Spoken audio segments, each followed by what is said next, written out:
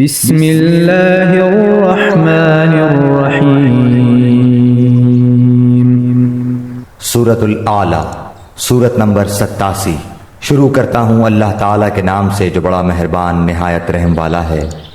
سبح اسم ربک الاعلی، اپنے بہت ہی بلند اللہ کے نام کی پاکیزگی بیان کر۔ الذی خلق فسوی، جس نے پیدا کیا اور صحیح سالم بنایا۔ والذی قدر فہدی، اور جس نے ٹھیک ٹھاک اندازہ کیا اور پھر راہ دکھائی۔ والذی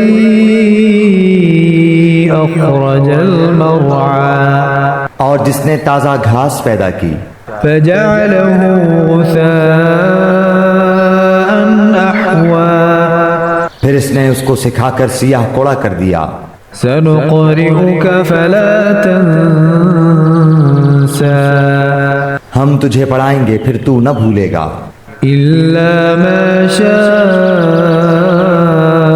اللہ انه يعلم الجهر وما يخفى، مگر جو کچھ اللہ چاہے وہ ظاہر اور پوشیدہ کو جانتا ہے۔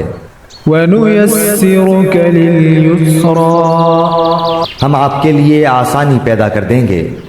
فَذَكِّرْ إِن نَّفَعَتِ الذِّكْرَى، تو آپ نصیحت کرتے رہیں اگر نصیحت کچھ فائدہ دے۔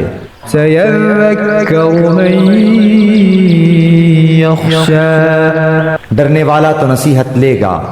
وَيَتَجَنَّبُهَا الْأَشْقَى، ہاں بدبخت اس سے گریز کرے گا۔